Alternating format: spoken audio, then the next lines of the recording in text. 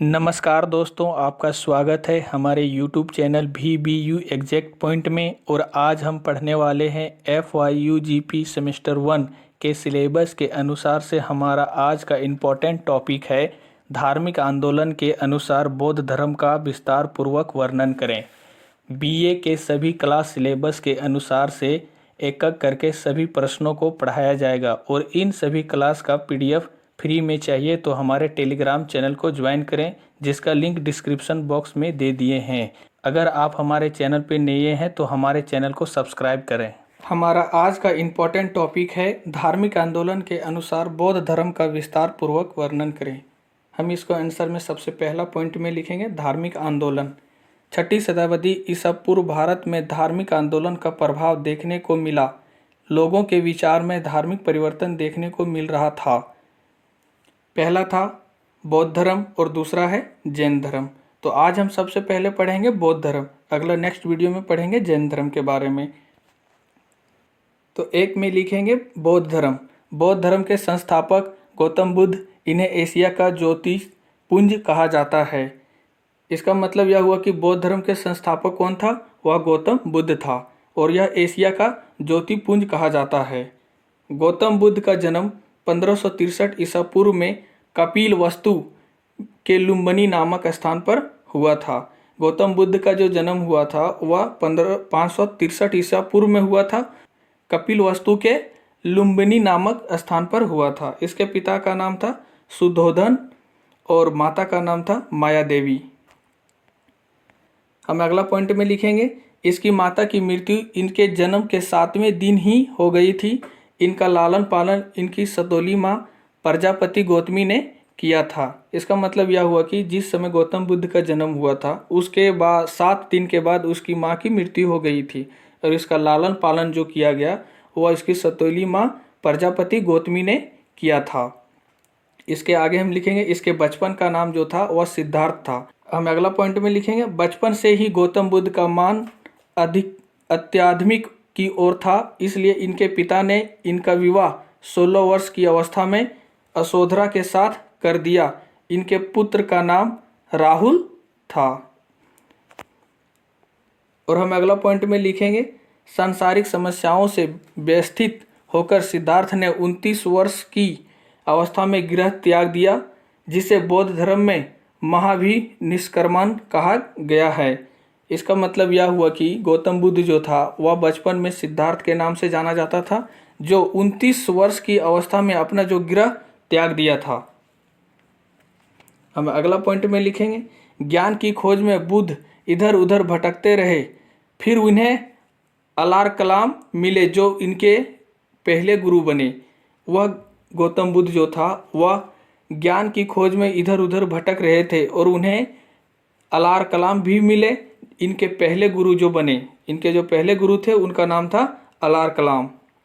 हम अगला पॉइंट में लिखेंगे कठिन तपस्या के बाद 35 वर्ष की आयु में वैशाख की पूर्णिमा की रात निरंजना नदी के किनारे पीपल वृक्ष के नीचे सिद्धार्थ को ज्ञान का प्राप्ति हुआ। वह कठिन तपस्या के बाद 35 वर्ष की अवस्था में वैशाख पूर्णिमा के रात को निरंजना नदी के किनारे पीपल वृक्ष के नीचे सिद्धार्थ को ज्ञान की प्राप्ति हुआ था। सिद्धार्थ को ज्ञान की प्राप्ति कितने वर्ष में हुआ था? तो हम बताएंगे 35 वर्ष में। वह कौन सी नदी के किनारे बैठा था? वह निरंजना नदी के किनारे बैठा था। और कौन से वृक्ष के नीचे उसको ज्ञान की प्राप्ति हुई? तो पीपल वृक्ष के नीचे उसे ज्ञान की प्राप्ति हुई। हम इसके आगे लिखेंगे ज्ञान की प्राप्ति के बाद सिद्धार्थ बुद्ध के नाम से जाने गए और वह स्थान बोध गया कहलाया। जब सिद्धार्थ को ज्ञान की प्राप्ति हुई तो वह बुद्ध के नाम से विख्यात हो गया और वह स्थान जो था वह बोध गया के नाम से कहलाने लगा। हम अगला पॉइंट में लिखेंगे बुद्ध ने अपना प्रथम उपदेश सारनाथ में दिया, जिसे बौद्ध ग्रंथों में धर्म चक्र परिवर्तन कहा गया और इन्हें यह उपदेश पाली भाषा में दिया था। इसका मतलब यह हुआ कि बुद्ध ने अपना प्रथम उपदेश जो दिया था वह सारनाथ में दिया था।